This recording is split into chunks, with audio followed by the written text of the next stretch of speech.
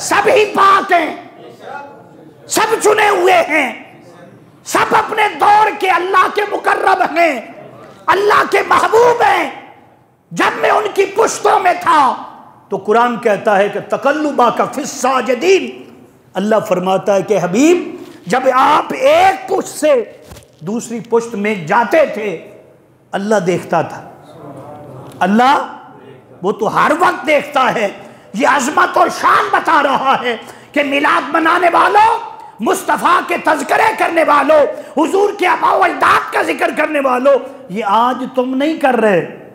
आज से कई सौ साल पहले, 1445 साल पहले अल्लाह के हबीब ने मिंबर पर खड़े होकर अपना मिलाद बताया, अपनी पैदाइश बताई और जिक्र किया, और ऐसा जिक्र किया कि सरकार दो आलम सल्लल्लाहु अलैहि वसल्लम ने अपना नसब नामा बयान कर दिया। आज भी उलमा हज़रत सैयदना आदम अलैहिस्सलाम तक बयान करते हैं। रसूलुल्लाह ने अपना नसबनामा जो था, अपना शजरा नसब जो था, उसको बयान किया और बताया कि जब तुम मेरे आबा दाद का जिक्र करोगे तो ये न समझना कि ऐसे है, फरमाया इसको मैं सुन्नत बना रहा हूँ। क्या बना रहा हूँ बोलना ज़रा। तो हम जो मिलाद करते हैं, जो शुक्र को अदा करते हैं, ऐसे ही करते हैं, बोलना ज़रा। तो कुरान कहता है, मैंने कुरान पाक की आयत दी आपको, कुरान ने कहा या अय्युहल्लज़ीना आमनुज़्कुरुल्लाह निअमतुल्लाहि अलैकुम, उस मेरी नेमत को याद करो। क्या करो जी? आज ये जुमे में आप याद कर रहे हैं। कई लोग घरों में सरकार के ज़िक्र को कर रहे हैं। इलामा जलालुद्दीन सयूती कहते हैं, रब्बे काबा की कसम, इतना बड़ा इमाम जिन्हें 75 मरतबा जागते हुए ज़ाहिर आंखों से मेरे मुस्तफ़ा का दीदार हो गया। क्यों हुआ? किसी जालिम ने हुजूर करीम आका सल्लल्लाहु अलैहि वसल्लम के वालिदैन के बारे में शक किया, कहा उन्हें ज़माना मुस्तफ़ा न मिला, उन्होंने कलमा न पढ़ा। जलालुद्दीन सयूती ने हुजूर के मिलाद पर, आका की अजमत पर और आका की शान पर, हुजूर के वालिदैन की शान पर 75 किताबें लिख दी, रसाले लिख दिए। 75 रसाले लिखे थे, 75 मरतबा जागते हुए हुजूर का दीदार हो गया। आका का क्या हो गया? आप फरमाते हैं कि जिस जगह पर ये जो मैं अभी कहा, कुरान पाक की आयत पढ़ी कि इस नेमत का जिक्र करो, फरमाया जहां जिक्र हो खाली इंसान नहीं होते, अल्लाह फरिश्तों को कहता तुम भी चले जाओ। जिस घर में, जिस गली में, जिस मस्जिद में महफिल मिलाद सजती है, फरमाया फरिश्ते कतार दर कतार उसमें शामिल हो जाते हैं। और हजरत इलामा जलालुद्दीन सयूती ने लिखा, आप फरमाते हैं कि 1 साल तक उस घर की, उस मस्जिद की, उस गली की, जिस जगह सरकार का जिक्र हुआ, इस नेमत का जिक्र हुआ, फरमाया फरिश्ते आते रहते हैं, ज़ियारत करते रहते हैं।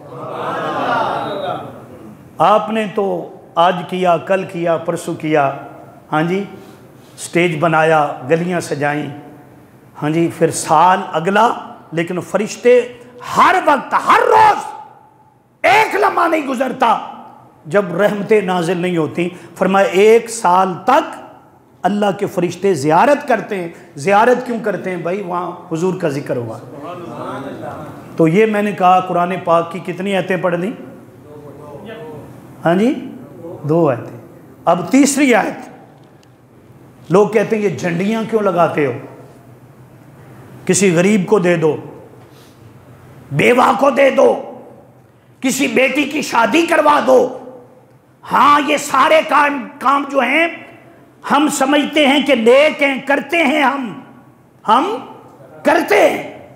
लेकिन जब हुजूर का जश्न आता, आका के मिलादे पाक का महीना आता है, तो कुरान पाक का हुक्म सुनिए। कुरान पाक में व अम्मा बिनिअमति रब्बिका फहद्दिस, क्या है? व अम्मा बिनिअमति रब्बिका, बोलना ज़रा, फहद्दिस। अल्लाह पाक फरमाता है और अपने रब की नेमत का खूब चर्चा करो। क्या करो जी? क्या मैंने कहा जी? फिर बोल देना ज़रा। आप करोड़ रुपए किसी को दे दें, कहें जी ये अपनी बेटी की शादी कर, इज्तिमाई शादियां कर लें, उसमें 100 शादियां हो गई, ये खर्चा दे दें, चर्चा नहीं होगा। चर्चा,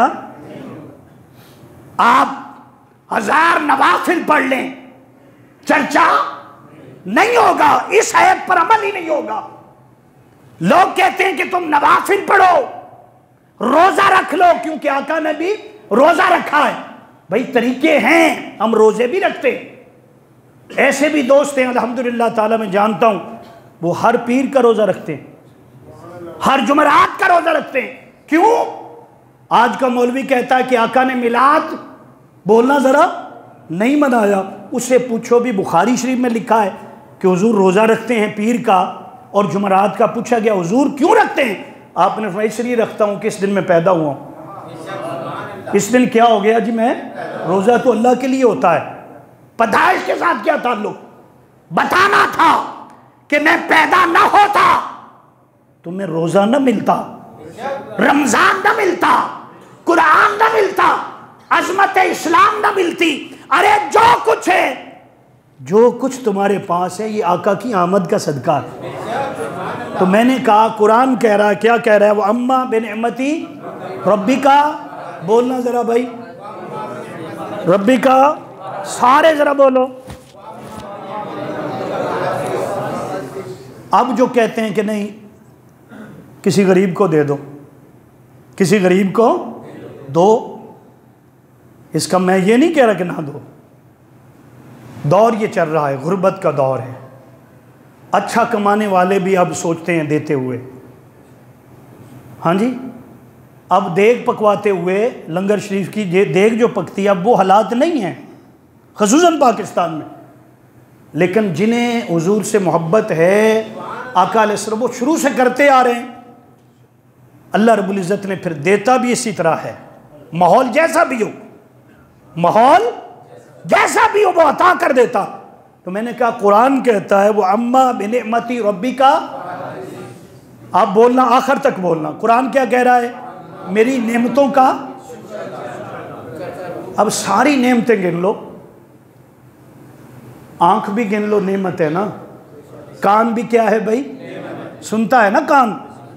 दिल दिया नेमत, दिमाग दिया नेमत, माँ बाप दिए नेमत, क्या दिया?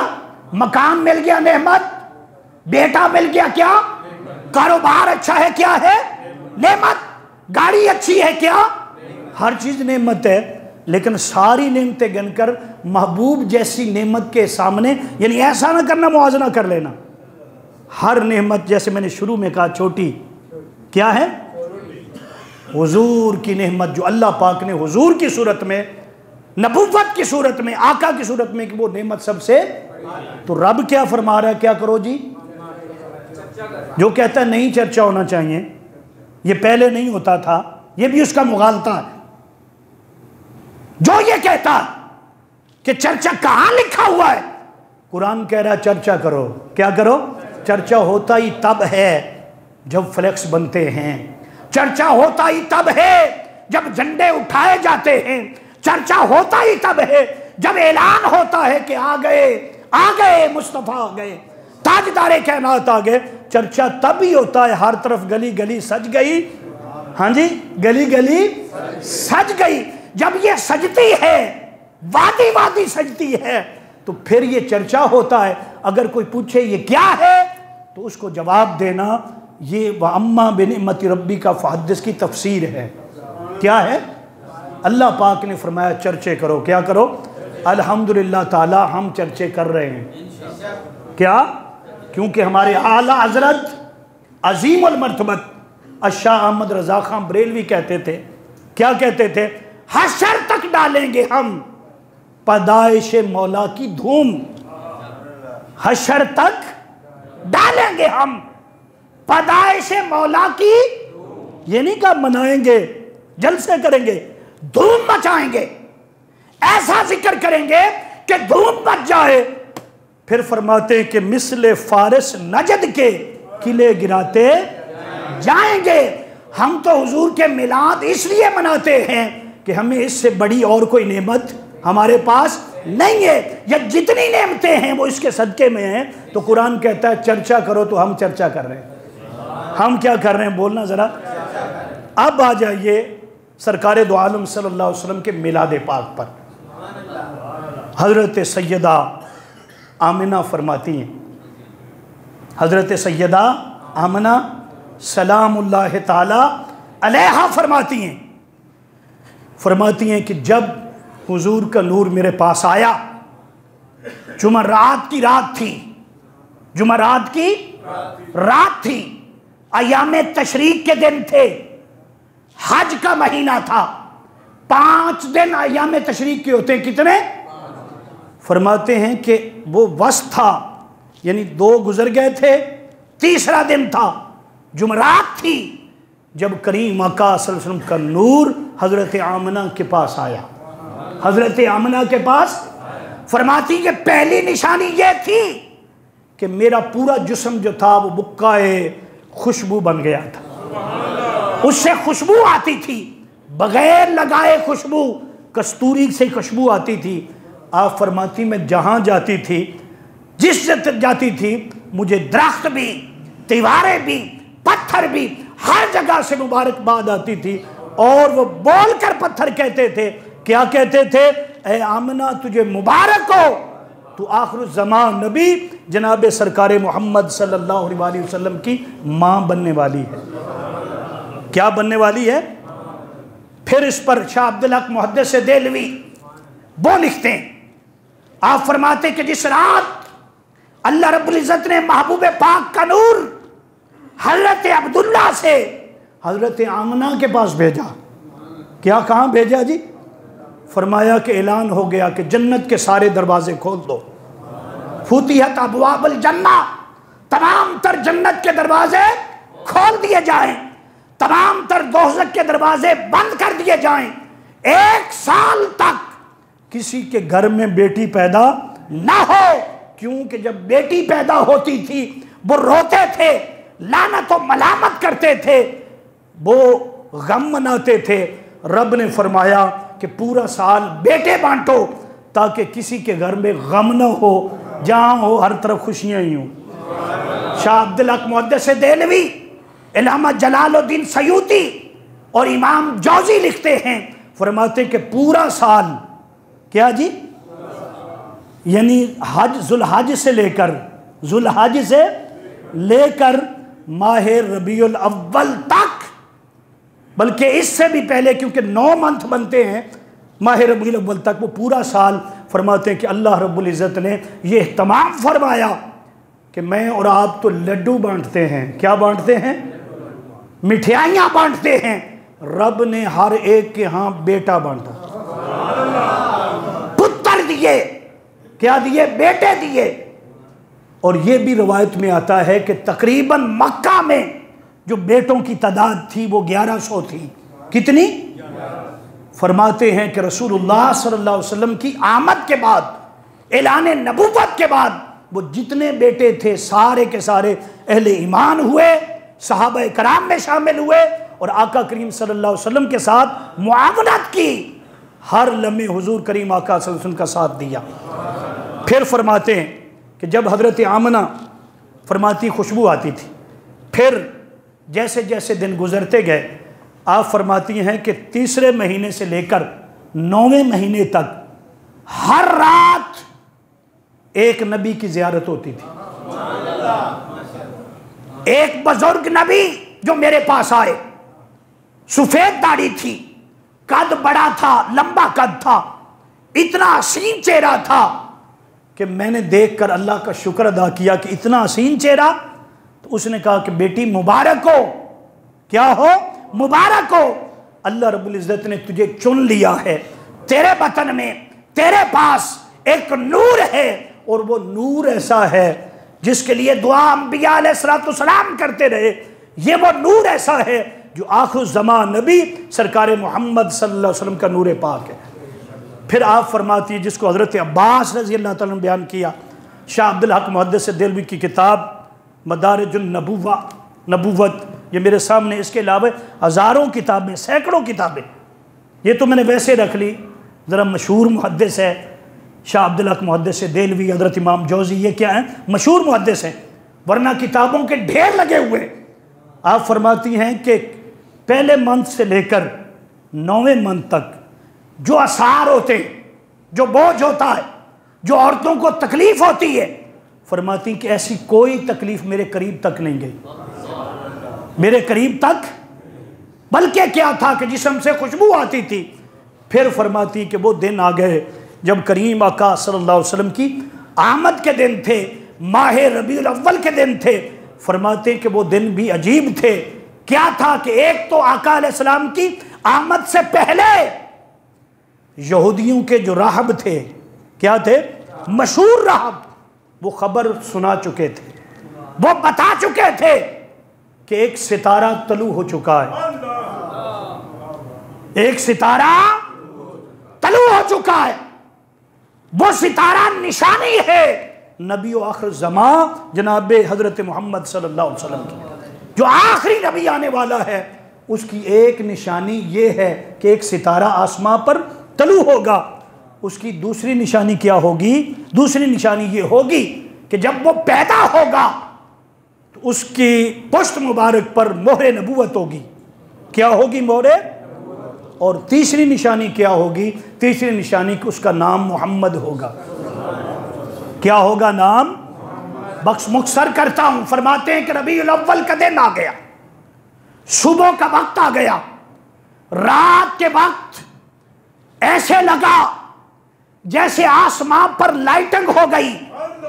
शाह अब्दुल हक मुहद्दिस से देलवी लिखते हैं, मुल्ला काश्ती लिखते हैं अपनी बड़ी कुतुब के अंदर, फरमाते हैं कि यूं लगता था जैसे सितारे हजरत आमना के घर पर आ गए। आप लाइटिंग करते हैं, उस दौर में लाइटिंग, ये बिजली तो सन 1966 में आई, वहां से उससे पहले बिजली क्या थी जो अल्लाह ने पैदा की थी? वो सितारे थे।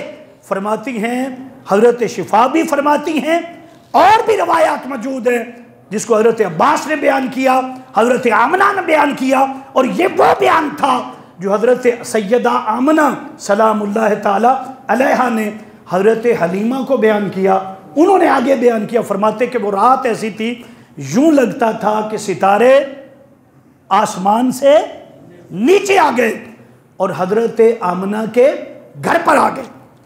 और फिर उस दौर के टाइम के मुताबिक 4:20 कितने रोशनी, यानी सुबह शुरू हो रही थी। अप्रैल का महीना था, 22 अप्रैल देखें, यानी क्या, रात खत्म हो रही थी और सुबह शुरू हो रही थी। पीर का दिन है, 12 रबीउल अव्वल है। फरमाते कि सुबह के बाद सब अंधेरे खत्म हो गए। ऐलान हो गया कि ताजदार कायनात सल्लल्लाहु अलैहि वसल्लम को अब जमीन पर भेजा जाए। हजरत आमना फरमाती हैं, खारज मिन्नी नूर, मुझ पर और तो कोई अलामत नहीं थी, लेकिन मैं क्या देखा कि हर तरफ नूर ही नूर था। हर तरफ क्या था? फरमाती मुझसे नूर निकलता था, मुझसे, मेरे आज़ा से नूर निकल रहा था, हाथों से नूर निकल रहा था, चेहरे से नूर निकल रहा था, हर तरफ हर चीज मुनव्वर हो गई थी। और मैंने देखा अपने घर में बैठकर, कहाँ? मक्का पाक में बैठकर। फरमाती कि मैंने शाम के महल जो थे वो देख लिए थे। महल क्या थे? देख लिए थे। हर तरफ रोशनी छा गई।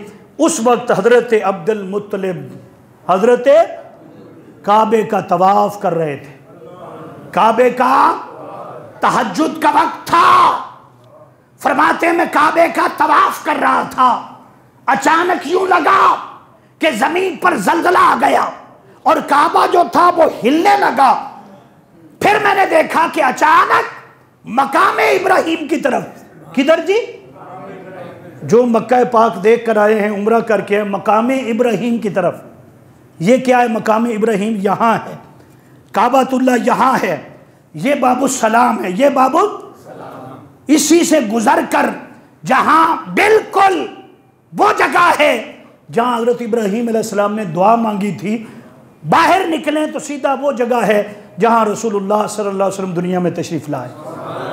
हज़रत अब्दुल मुत्तलिब कहते हैं कि काबा जो था पहले यूं लगा के ज़लज़ला आ गया, लेकिन क्या थी, वजदानी कैफियत थी, वजदानी कैफियत थी। काबे ने भी अहमद मुस्तफ़ा का जश्न किया, सबसे पहला मिलाद काबतुल्लाह ने मनाया कि वहां पर वजद की कैफियत थी। फिर देखते हैं कि यूं लगा जैसे काबा अपनी जगह से हटकर नीचे की तरफ जैसे बिल्डिंग गिरती है वैसा था, लेकिन यूं महसूस किया बस ऐसे हुआ और सीधा हो गया। उलमा कहते हैं, मुहद्दिसीन कहते हैं, ये रसूलुल्लाह सल्लल्लाहु अलैहि वसल्लम की आमद पर सलामी थी। क्या थी? सलामी थी जो काबातुल्लाह ने दी थी। आप फरमाते हैं कि अचानक मेरे कानों में आवाज आई, अब्दुल मुत्तलिब तू तवाफ कर रहा है, उधर वो आ चुके हैं। काबा भी जिसका तवाफ करेगा, काबा भी जिसका, मेरे इमाम आला हजरत ने कहा था कि हाजियों आओ शहंशाह का रोजा देखो। अरे काबा तो देख चुके, अब काबे का काबा देखो। आप फरमाते मैं दौड़कर हजरत आमना के हुजरे की तरफ गया। जब मैं हुजरे की तरफ गया, फरमाते मैं दरवाजे पर पहुंचा, मुझे किसी ने रोक लिया, कहा अब्दुल मुत्तलिब ठहर जाओ, ताजदारे अंबिया, ताजदारे अंबिया तशरीफ ला चुके हैं, आगे तू नहीं बढ़ सकता। सबसे पहले ज़ियारत मलाइका करेंगे, सबसे पहले तमाम तर ज़मीन और आसमानों की सैर कराई जाएगी। जहाँ जहाँ अंबिया पैदा हुए थे वहाँ पर महबूब को ले जाया जाएगा। फिर हज़रत आमना फरमाती हैं, मैंने देखा कि सफ़ेद रंग का कंबल था, सफ़ेद रंग का कंबल था जो इस दुनिया का नहीं था। उसमें आकर मेरे बेटे, मेरे महबूब मोहम्मद सल्लल्लाहु अलैहि वसल्लम को जो था लपेट दिया गया। फिर मेरी नज़रों से ओझल हो गए। फिर यूं था एक बादल के अंदर जैसे बिठा दिया जाए, और फिर एक आवाज़ आती थी, इसको ले चलो हज़रत आदम अलैहिस्सलाम की जगह पर जहाँ हज़रत सैयदना आदम अलैहिस्सलाम तशरीफ़ फरमा हैं। इसको हज़रत इब्राहीम अलैहिस्सलाम के पास ले जाओ। वो तमाम तर अल्लाह रब्बुल इज़्ज़त ने इनामात, कमालात जो उन्हें अता फरमाए थे वो सारे के सारे इन्हें अता कर दो। आप फरमाते हैं कि मैं इसी आलम में थी और डर रही थी कि ये क्या है। कभी कहती थी कि ये ख्वाब है, क्या है ख्वाब। फिर फरमाती ये ख्वाब नहीं था, ये वो सब कुछ था जो मेरी आंखों के सामने हो रहा था। यहाँ तक कि रसूलुल्लाह सल्लल्लाहु अलैहि वसल्लम मेरे सामने रखे गए। इतने में हज़रत अब्दुल मुत्तलिब आए। जब अब्दुल मुत्तलिब आए, देखा आपका चेहरा, तो आप फरमाती, हज़रत आमना फरमाती हैं, मुबारकबाद दी। और मैंने पूछा कि इस बच्चे का नाम क्या रखें। उन्होंने जवाब दिया कि मैंने हातिफ़ गैब से आवाज़ सुनी है जब मैं काबातुल्लाह का तवाफ़ कर रहा था, इस बच्चे का नाम मोहम्मद होगा, इस बच्चे का नाम मोहम्मद होगा। और मैं यकीन से कहता हूँ, आप फरमाते हैं कि ये बच्चा कोई आम बच्चा नहीं है, ये वही है जिसकी बशारात अंबिया अलैहिस्सलाम ने दी थी। और फिर ज़माना हज़रत अब्दुल मुत्तलिब जो था, जब आप बाहर तशरीफ़ ले जाते, बड़े बड़े कहानों का वो दौर था, बड़े बड़े वो हिसाब लगाने वाले, सितारों का हिसाब करने वाले, उनका दौर था। जो आपका चेहरा देखता था वो देख कर बताता था कि वो ज़माना करीब आ गया है, वो ज़माना करीब आ गया है, मोहम्मद मुस्तफ़ा की आमद होने वाली है। फरमाने लगे मुझे यकीन है, मैं ये कहता हूँ यकीन पर कि ये वो बच्चा है जो आखिर ज़मा है, जिसका इंतज़ार आदम अलैहिस्सलाम से लेकर जनाब ईसा अलैहिस्सलाम तक था और सब इंतज़ार कर रहे थे। अल्लाह रब्बुल इज़्ज़त ने करम फरमा दिया और ये आवाज़ आ गई कि मुबारक हो, सब पढ़िए, मुबारक हो, मुबारक हो कि ख़त्म रुसल तशरीफ़ ले आए, जनाब सैयदुल मुरसलीन तशरीफ़ ले आए। फरमाते ये वो मौका था। आप फरमाते हैं कि मैंने उठाया, और भी बड़े अहतमाम व इंतज़ाम थे। आपकी फुफ्फो आतका कहती हैं कि मैं तो पानी का इंतज़ाम किया हुआ था, सुरमे का इंतज़ाम किया हुआ था। फरमाती आवाज़ आती है सारे हट जाओ। अल्लाह रब्बुल इज़्ज़त ने इसे सुरमा भी डाल के भेजा है। अल्लाह रब्बुल इज़्ज़त ने इसके गुस्ल का इंतज़ाम ख़ास किया है। बल्कि सरकार ने फरमाया कि हर बच्चा जो दुनिया में आता है उसकी पैदाइश जो होती है तो बहुत सारी चीज़ें और भी साथ होती हैं। क्या जिस जगह पर पैदा होता है वो क्या होती है, पलीद हो जाती है। माँ भी क्या हो जाती है, पलीद हो जाती है। लेकिन सरकार ने फरमाया, अल्लाह पाक ने जब मैं पैदा हुआ, सरकार फरमाते हैं कि मैं जब पैदा हुआ, अव्वल मा खलक़ अल्लाहु नूरी, तो अल्लाह ने सबसे पहले मेरे नूर को पैदा किया था। जब मैं पैदा हुआ तो नूर पैदा हुआ। फरमाया फिर क्या था, अल्लाह ने मेरे सदके ज़मीन को पाक कर दिया, ज़मीन को पाक कर दिया, और वो रुतबा अता फरमाया कि मुझसे पहले ये एजाज़ किसी और को नहीं मिला। मुबारक हो आपको कि महबूब अल्लाह रब्बुल इज़्ज़त ने हम सब को अता फरमाया। इस पर ख़ास ये बात है कि जैसे हम जश्न मनाते हैं, झंडियाँ लगाते हैं, जलसे करते हैं, इसी तरह हुजूर के ग़ुलाम बने, नमाज भी पढ़े, हुजूर के अखलाक भी अपनाएं, गरीबों का, यतीमों का, विवाहों का, हुजूर की उम्मत का ख्याल करें। और ऐसा जो एहसान अल्लाह रब्बुल इज़्ज़त ने किया है, जितना बड़ा एहसान है, उसका हक़ अदा करें और बताएं कि हम हुजूर के ग़ुलाम हैं। ग़ुलामी